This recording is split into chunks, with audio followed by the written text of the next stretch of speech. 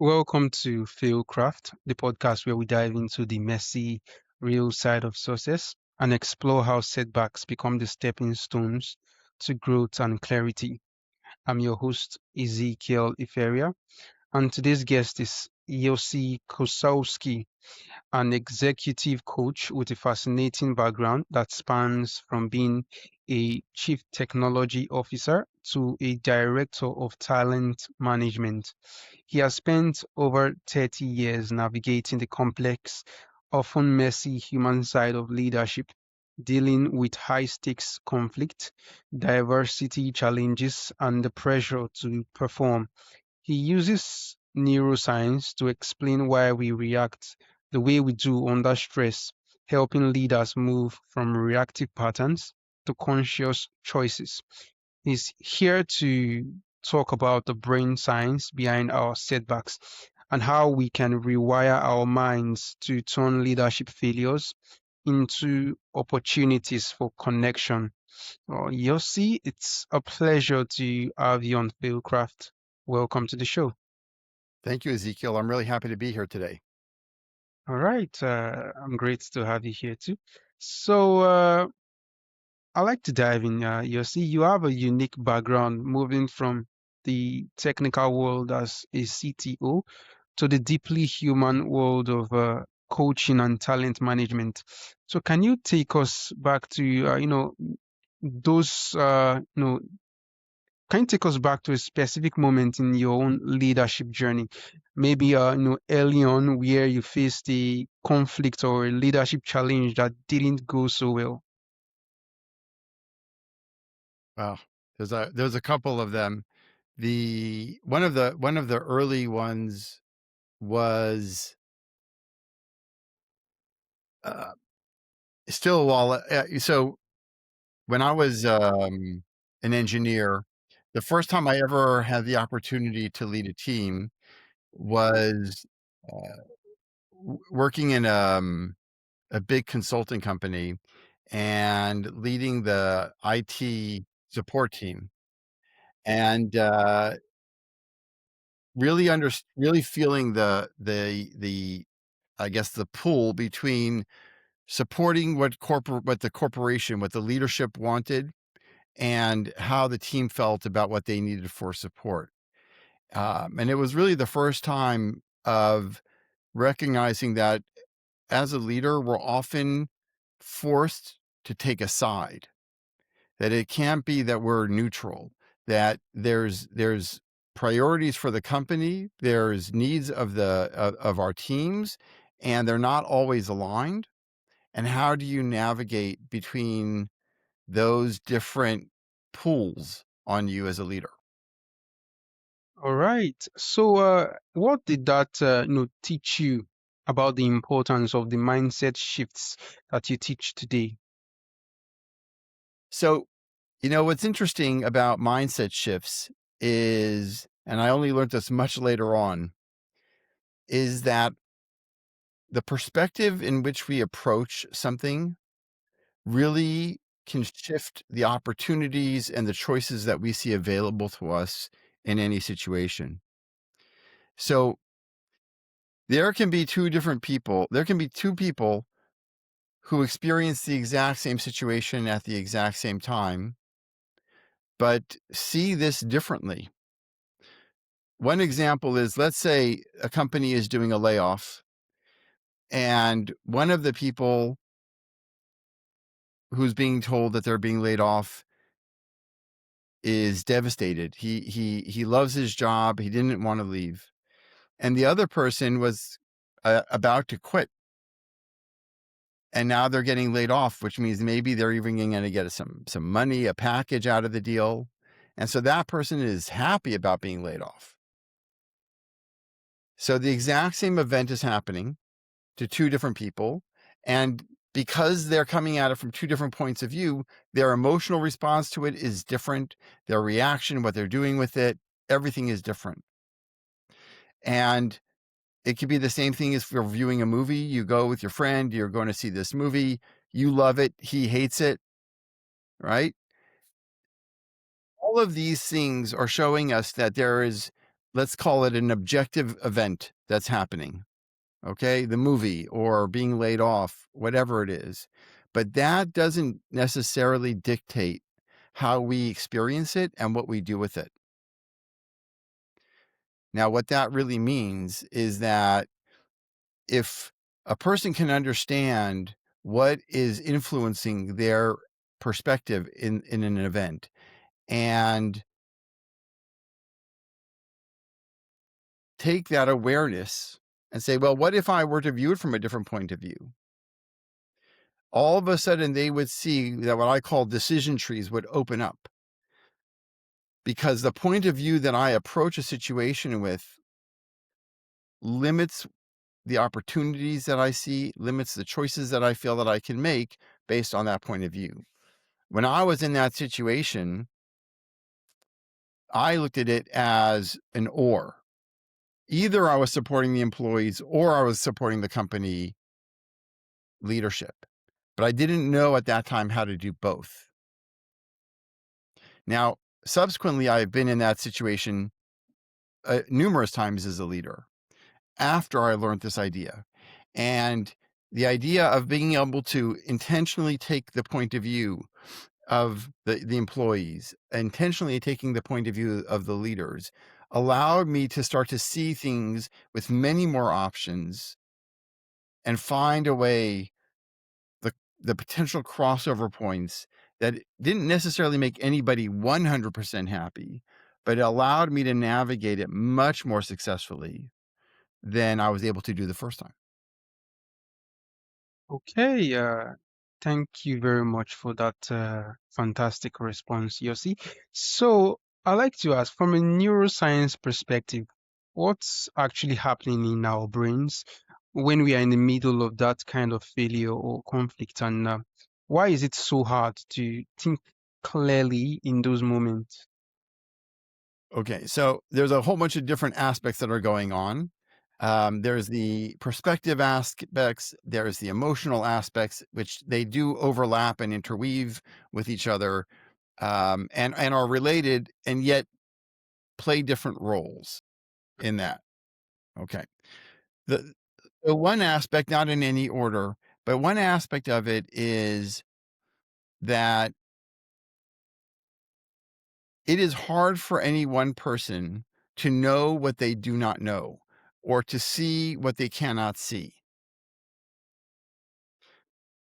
And we often hear a saying, get out of the box, see different options, be innovative. On our own, that is a very challenging thing to do. And part of it is because the way that our brains deal with perception is we our attitude, our expectations shape how we experience something. Now, our brain isn't wise enough on its own to necessarily know that there's other options in that moment, in that second. Now, our brain honestly is very energy intensive, and there is much more information that's coming into our conscious mind than we can process in any given moment or second. So our brain uses shortcuts to help us process information in general. One of those shortcuts, we'll call it confirmation bias, allows our brain to find messaging information that validates the point of view that we have, and equally so discards all of the information that doesn't agree with the point of view that we're taking. So it gives us more of what we want and it discards the things that we don't want. Now, this is great if it wants to make us feel validated, but it's not really great if we're trying to understand something objectively. The problem is that we don't consciously know what our brain is cutting out and deleting. It's only by talking to other people and seeking to understand what we missed or seeking to find out what messaging, data, information is working against what I want, that I can start to find out other information that I unconsciously deleted. So one of the things that's happening in our brain from a neuroscience perspective is that we are doing this um, seeking to validate and also erasing the things that unvalidate. Another part of it is if we are experiencing the situation as a positive, then the emotional result will play a role in different chemicals that will launch in our body when we are feeling happy, when we're feeling good, when we're feeling relaxed. And there's a whole other set of chemicals and processes that get triggered when we're feeling stressed or anxious, etc. So maybe you've heard of this idea of fight and flight. You ever heard of that, Ezekiel, that term? So what happens when we get into fight and flight is that our emotional system, our limbic system, goes into a pattern of survival, and it literally will change the blood flows in our body and send the blood and the oxygen where we most need it to survive. One of the places that we don't apparently need so much when we're in survival mode is the use of our prefrontal cortex, which is this part of our brain that's more closely here. And it is a part of our brain that matures later on in life. They say somewhere in our 20s. And if you look at a functional MRI, that part of the brain goes colder when we're in stress mode because the blood flows are going elsewhere. That means that our ability to think, and that prefrontal cortex is our executive thinking function, our sense making. That's where all of that happens. And when we are in stress, that part is getting less oxygen. It's not, in a sense, dangerous per se, but it is limiting. It means that we don't think as clearly. This is why it's a common thing. Don't say things when you're mad. Don't send emails when you're angry or stressed, because you will write things that are very often emotionally charged without having some of that sense making and wisdom that's sitting there in the prefrontal cortex that we're kind of not getting full access to in the moment. So the way that we view a situation also plays a very big role in how we emotionally are responding to the situation, which then plays a role in how clear in our clarity of thought. So those are just some of the neuroscience pieces that are playing a big role when we are dealing in these different types of situations. Okay, really, really insightful response there, Yossi. Thank So you. you talk about, yeah, you're welcome, sir. You talk about observation-based feedback. So how do most leaders feel when giving feedback, and how does that usually backfire on them? Okay. So having really had a great opportunity and gift to coach a couple hundred leaders in the last few years, it is by far more common for people to say when giving feedback, "Hey, Ezekiel, you didn't do that the right way. That was wrong." Um, However, if we look at how our brain deals with perception, and let me ask you another question, Ashley, before I give you a full answer. Ezekiel, do you know how to read people's minds? Nah, I think that's a superpower. I Okay. don't know how to do that. Have you ever met somebody who knows how to actually read other people's minds? Nah, I don't think so.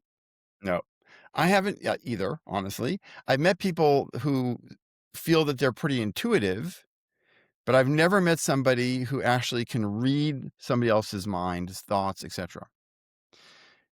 Now, because of that limitation, what I can do is I can observe people's behaviors. I can observe what they're doing. I can observe what I hear you saying, but I can't read your thoughts or know your reasons or your intention about what you're doing without you telling me. So when we give feedback and we tell somebody what they did was wrong, if we were to look at it as objectively as possible, what we're really saying is what I observed wasn't what I wanted, rather than what you did was wrong. So when we talk about observation-based feedback works on a 4-step process. First is, what did I observe? Second is, how did I feel about what I observed? Third is, what is the impact that I noticed, that I experienced in that observation? And fourth is to turn back to you and ask you, what was your experience of it? So rather than say right and wrong, I can then say, hey, Ezekiel, in the meeting that we were in this morning, it sounded to me like you were talking with a pretty angry tone of voice. Made me uncomfortable. What did you notice? So in that, I'm not blaming you. I'm sharing my observation and then asking you to weigh in, to give me your perspective. That's a pretty different message than, Ezekiel, what you did this morning was wrong. Yeah, yes, sure gives different impressions, to the listener. So, Yossi, for the leader listening right now who just lost it, quote unquote, in a meeting or feels like they are failing to connect with their team. So, what is the first science-backed step they can take today to regulate their brain and start repairing the damage? Well, the first thing we can do, and none of this is new, it's been written about a long time, is, again, when we are in a situation where we are feeling uncomfortable, or we're feeling we're not getting it right, or we feel like we're not able to make the connection with the team, then it's pretty common for us to feel some stress, maybe even some anxiety on that. And the first thing that we can do to help ourselves when we are feeling that way is to take some deep breaths. Taking some deep breaths brings a lot more oxygen into our body. And, I mentioned that prefrontal cortex before. It also will help carry additional oxygen into that part of our brain. And then also, when we're anxious, often a chemical called cortisol is released in the body. And it just also adds to the feeling of discomfort, kind of like scratches on an old chalkboard with inside. And so the first thing that we want to do before we try to go to anybody else and repair anything is to do what we can to put ourselves back in a more calm state. The second thing is to let go of my assumptions about why I'm struggling with the team, about what the team needs from me. Because again, when we talked earlier about confirmation bias, the more that I go into a situation thinking I know the answer, then the less that I'm able to hear of what people are telling me, because my brain is going to veer towards confirmation bias, hearing what it wants to hear. If I want to be more open to hearing what is going on with the employees, what they need, what their challenges are, the best way to set myself up for success, to hear more of what they're saying, is to go in without, or letting go of my assumptions, letting go with thinking that I know what the answer is going to be, letting go as much as I can. And then asking them how they're doing, what they need, what would help them, um, how do I best support them? Those types of questions. Really, what we would call seeking to understand without an agenda. because only once I hear from people what they want can I start to really address that. And that is after I get myself in a more calm state, the next thing I need to do to start to rebuild those bridges. So, Yossi, after decades of leading, coaching, and studying the science of human potential, what does being successful truly mean to you now? For me, success is helping people feel that they have more choice in how they respond and react to the world.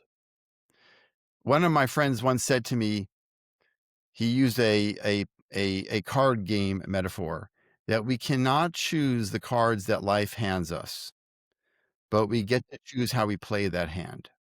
So you might not feel that you got a great hand to play, and you still get to choose how you play it. And for me, success is recognizing that if I can help people feel that they always do have a choice. It might not be the choices that they wanted. It might not be the most ideal set of choices, but we are not a victim of life unless we make ourselves a victim of life. And there is this guy named um, Viktor Frankl. He was a doctor who survived the Holocaust, and he wrote a book called Man's Search for Meaning.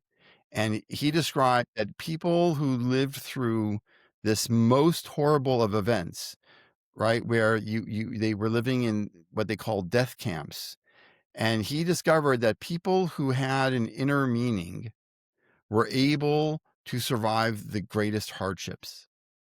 And those who didn't have an internal set of an internal meaning in their life often fell prey to the harshness of life.